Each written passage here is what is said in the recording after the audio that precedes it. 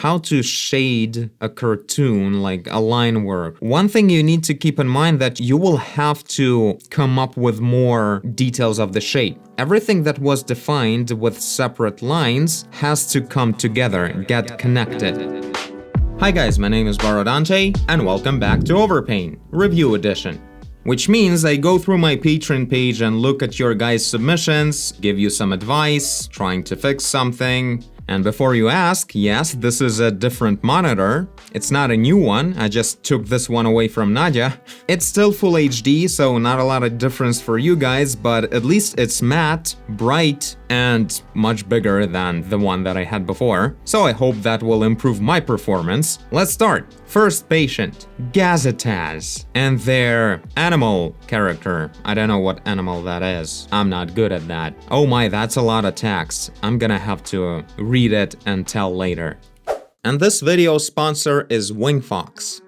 In this 8-hour course, your new lecturers who have rich experience in game environment illustration and who are authors of mind-blowing artwork will guide you through a rich journey of basic knowledge and professional tips in creating beautiful environment illustrations. You will learn how to set up Photoshop, what to actually do with your brushes, how to work with any types of perspective, how to cast precise shadows, build stunning compositions using classical and advanced approaches, choose realistic and impressive lighting, and how to work with values and color. And most importantly, at the end of the course, you will get 6 separate full practical demonstrations with different types of environments. Right now, before the tutorial is released, it's available at $49 with a $10 discount coupon. So if you're interested, make sure to check out the affiliate link in the description before it jumps to its real price of $79. Now back to the video. Oh, so the character is an Italian-American, gender-fluid, anthropomorphic cat. Of course, I mean, kind of obvious, silly me. She's fighting in British Anthro Special Forces Division in World War II. Alright, so the thing started as a line art, and generally Gazetaz is struggling with moving from that to rendering. Let's try and help. Come on.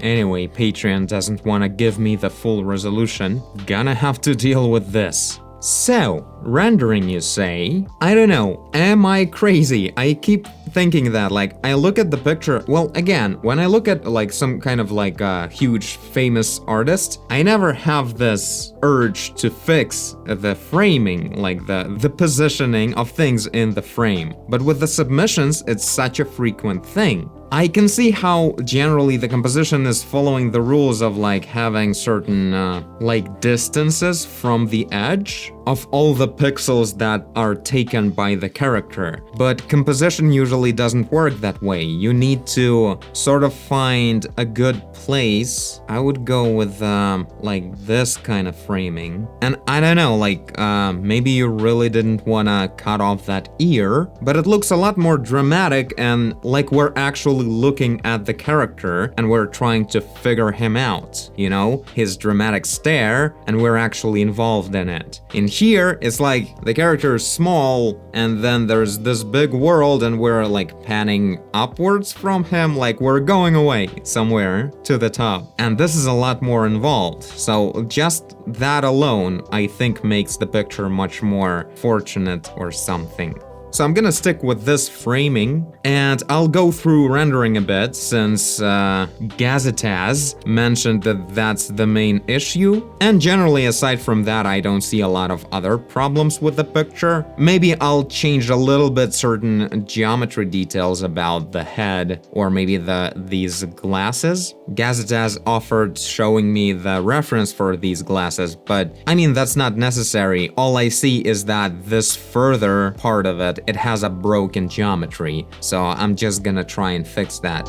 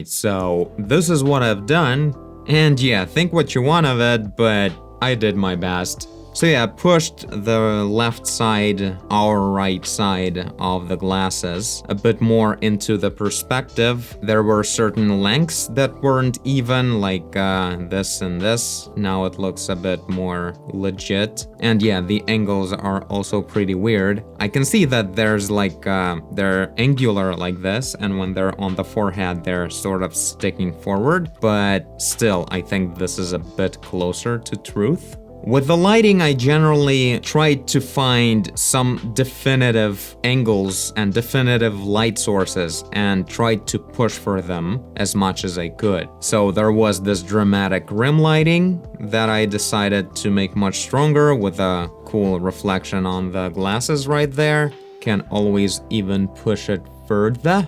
And yeah, generally on everything about the details on the face, like how to shade a cartoon, like a line work, right? So one thing you need to keep in mind that you will have to come up with more details of the shape. Everything that was defined with separate lines has to come together, get connected. So I assume there was a little line in here, but the fact that it means this kind of stretch of this cheek right here, maybe even with more push towards a smiling shape over here a little bit, but yeah. If something has like this complex lighting, what I did, it's kind of complex. On one hand, you can manipulate lighting well with color dodge. This is something I really like doing, so if I'll just paint a little bit, this is literally more light on these colors of the surface. But only lighting, without reflection. And reflections have a huge role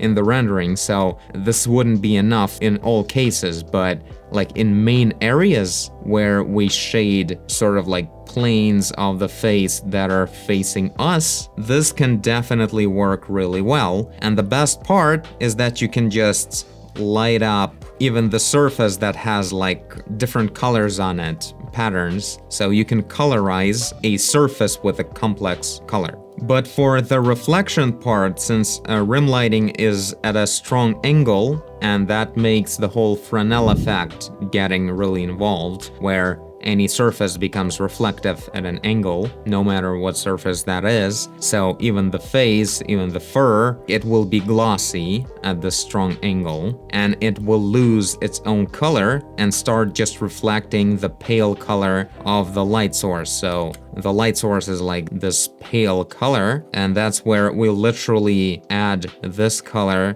to everything when there's a strong angle, everything that's looking there. And yeah, since the light is much brighter than just gray, it's way brighter than white, that means even on a really bright surface like this eyeball, it will still become even brighter. So if it's not bright enough, like if you get this gray color and then here it's even darker, you just make it brighter for that. So yeah, some fixes on the teeth, on the shading on the nose too. I don't know, it's just basic stuff. You literally, I think the main thing is just about really deciding on the light sources and committing to it, without going vague like, I don't know where exactly that lighting is, you know? If it's over there, just shade everything from that angle, and if it's over there, then shade everything from that angle, kind of thing. I haven't really decided well on this side. It's kind of like an ambient lighting on this side, a bit from the left, I guess. And yeah, some kind of smoke on the background, adding some dramatic look. War. A little shine on the glasses like this. Nice. Also, a much more dramatic thing on this eye, so this really vague and bright highlight on the eye.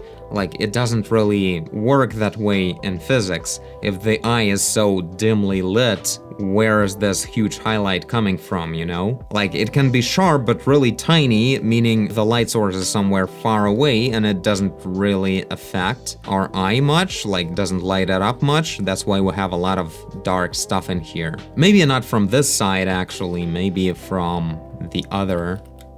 But everything else kind of looks weird, I don't know. Let's better stick to classics. Next patient. By the way, I haven't even looked further, so to spice it up a bit. It will be as much of a surprise to me as it is to you guys. Oh my god, this is a portrait. Hello, Lowstar. Long time no see. I hope it's not just Lowstar for the rest. Yeah, there's a lot of Lowstar. Okay, let's choose one of them. I guess let's go with this one, because this is actually from imagination, I guess. Using references probably, but there's more going on. And here it looks like just a portrait from a photo with a few extra steps. I really like the lighting on the background, kind of cool. But yeah, let's look at this one. Since we've just done a portrait, let's do a whole character. Hi again, hi Lowstar. For this elf girl and her tea-dragon. Tea-dragon? I want a tea-dragon. I just wanted to paint pretty. I also wanted to practice balancing refined abstraction. Now you load in. Alright, I'll try to do my best on this. I guess this is the abstraction that you mentioned, Lowstar. Okay, I see I can do something with the lighting. It's outdoors, but the lighting is very all over the place a bit. Like, it has certain directions in it, but the shading on the girl feels more like it's sunset, but the sky isn't really telling us that. Also, I'm tortured by this tangent. It's So let's see what I can do.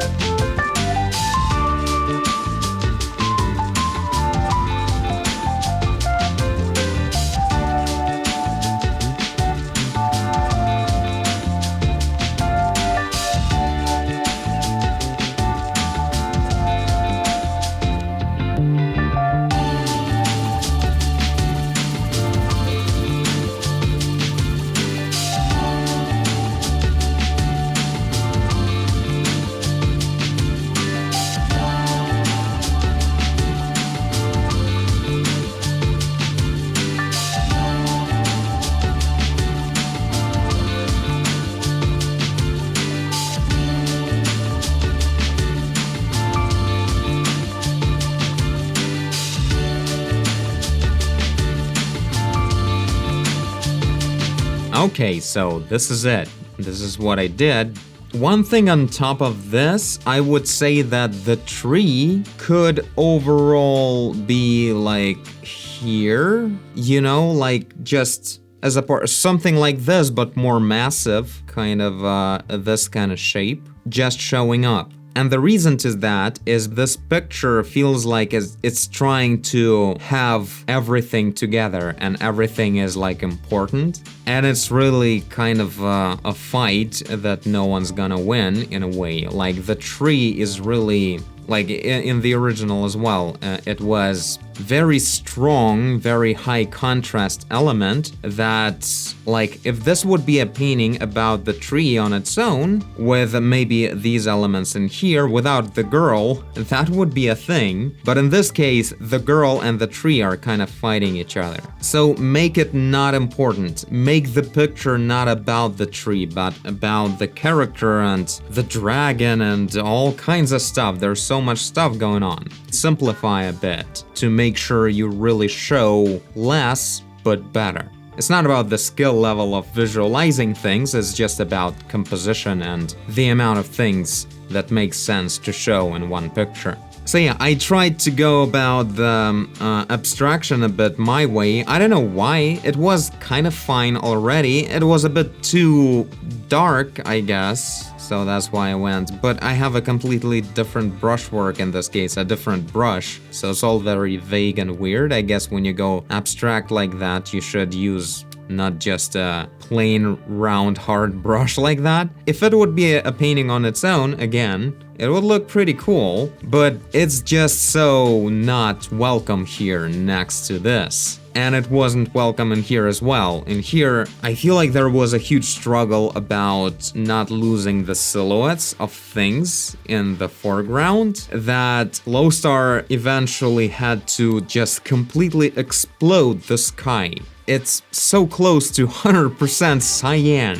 That's really bright, like, what happened? So instead of that, I chose the, the blue, actual blue color for the sky, and made sure that the upper part of the sky isn't brighter than the bottom part, which is what happened in here. So I made it like the other way around, so the upper is darker than the bottom. Sky pretty much always goes brighter, closer to the horizon, so that's a good thing to follow, I think. And yeah, this way I went with the skin lit by the sun being brighter than the sky, but maybe it would make sense to even make it even darker and maybe deeper, the sky, and the sunlit parts would be even brighter, because that's normal. The sky is not that bright comparing to the sunlight. It makes sense to do that. One thing that I immediately thought of, and it's a pretty good thing to keep in mind, I noticed that Lowstar really tried to, not tried, he actually goes with specific lighting, something I mentioned in the previous submission. Like, he had the light from that side, and he had the skylight, but just from this side, which is a bit weird. And I remember I had that kind of mistake sometimes, and it's about, like, when you choose two lights that are really like you think through their directions, all you can really think of is when the light is actually from a side, and another light will be just from another side. But skylight and sunlight, they don't work that way. The sun will be lighting the character like from the back, from the side, but the skylight will be lighting from all the upper hemisphere, so it's more like from the top and very soft. So in here on the legs, it's a good example. So this lighting from the side in here, and then sun from the other side, and the top part, all of this is like a bit of a bent knee, and generally legs go a bit forward since the character is leaning on this fence. This part is like facing the sky, so it makes sense to light it up. The sky is there, it's at the top. Same thing with this jacket. Add the light in the middle. Like, everything is only from the sides. It's really unnatural to have that in outdoors scene. So the skylight should be everywhere. This cold light, pretty much light up everything with this cold light with soft lighting from the top for all of it. I haven't done it everywhere. It needs to be all over the place. And then add the much brighter and warmer lighting from just the edges. Adding it like that will make sense. So the sky is everywhere, it's soft, and then there's the sun from the side. And yeah, added some cool projected shadows from the fence. Really makes it feel like the character is actually there, and this really feels like the sun in that way. Some projected shadow in here from the fence, like making it pretty sharp, so it would really feel like the sunlight, you know? And here it was like just ended here, but really think through the angle, like come up with the angle. Where would it be falling from? Maybe even this wouldn't really make sense. Also, more consistent lighting on the upper part of the fence and these parts, so it would again feel more like sunlight. Otherwise, in here, like, why is there nothing here? Is this some kind of spotlight instead of a sunlight? So yeah, all the stuff following that lighting, and yeah, some fixes on the tangents, I guess. That's about it, but really, moving the tree away would be a huge help.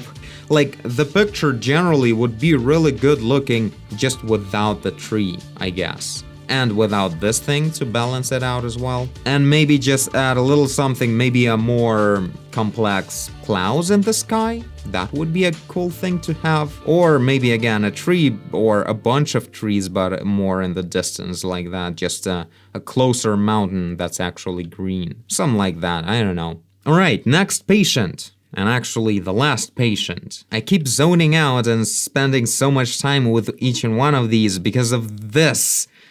Damn you, you waste so much time of people. Alright, what's next? Ooh, Tono Messen. I wonder if it's Tonyo?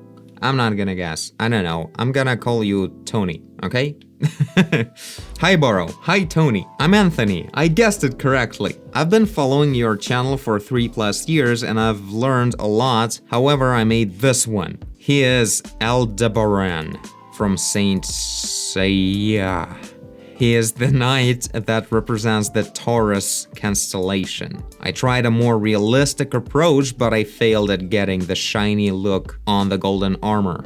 Ooh, looking forward to failing that as well. It would be awesome to see your take on the lighting on that material. Thank you for all the knowledge you share in your channel. Greetings from Costa Rica.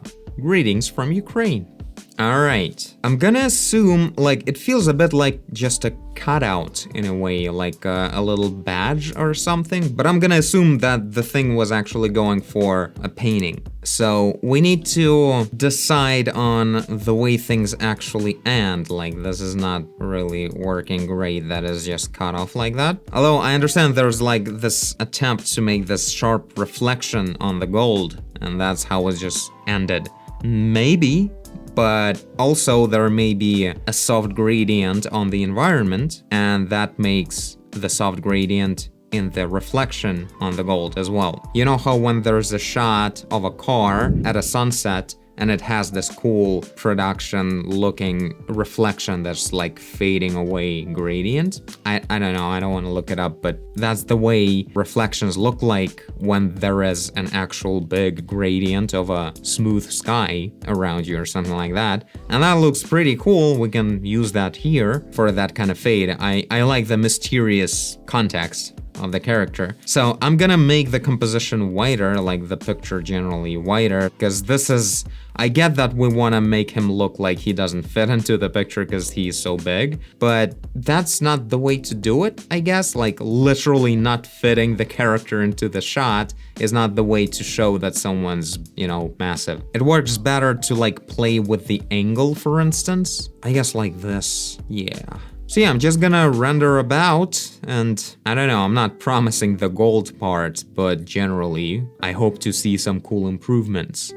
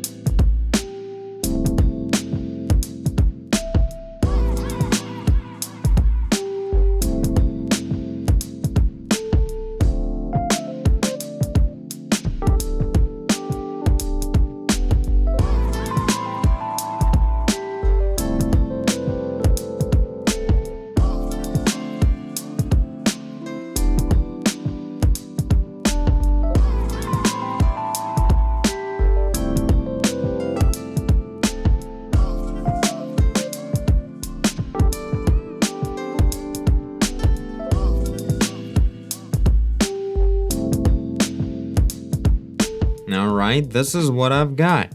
Yeah, I don't know. The gold is... I mean, it looks golden, I guess. Oh, it was very different before. It was like a very stylized, more of a flat shaded kind of look. And I changed it quite a lot.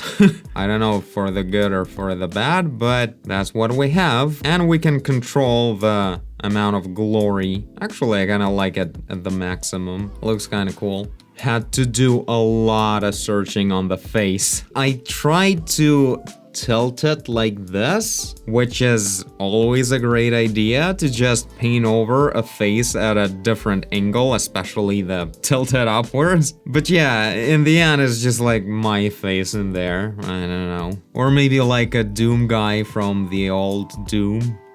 It gives you that kind of vibe. I kind of liked it. Maybe too smooth, you know, in the original it was more of a drafty kind of look. I could probably make my brush a bit sharper instead of going with a smooth thing. That would kind of make it more choppy and drafty. But I don't know. Kind of fine as is too. So yeah, this is it. Thank you, Anthony, for your submission. A cool and interesting picture to end the episode with. And also thank you, Gazetaz. This one was a great one to start with. Nice little rendering, really three-dimensional feeling. Generally, the base of the picture was already pretty well done, so it was easy to introduce three-dimensional lighting on it, thanks to that. Low Star with your really cool, honestly this is an amazing picture with awesome colors, and the original was also pretty good.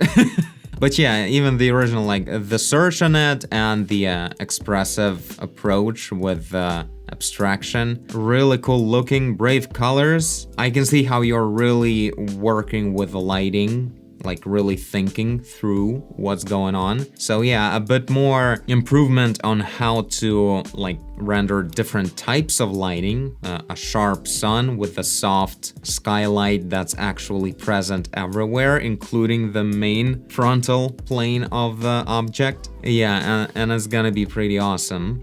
And yeah, Anthony, I don't know exactly what you're going for in general, like I only see this one picture, but I hope this was helpful. Like I pretty much changed the brushwork at all and all that, but maybe it will help somehow. I think making the canvas wider and actually showing the soft fall off for the lighting really makes it a complete picture, when in here it was really like cropped like this. And here it feels like there's the rest of it as well is just in the dark. So yeah, this is it. Thank you guys for your awesome submissions, and thank you guys for watching. If any of you guys want me to overpaint your picture like this, the link to my Patreon page is in the end of this video. You become my patron, submit the picture with a message, I read the message and overpaint the picture. And also, I'll see you in the next video. Bye! I wonder if color balance will improve things somehow. Oh yeah. Adding a little bit of red in the middle tone, like mid-tones. Because gold is kind of, it has a bit of this extra rich thing. So it's not just plain yellow, but a little bit of this extra. Overexposing, but looks kind of cool.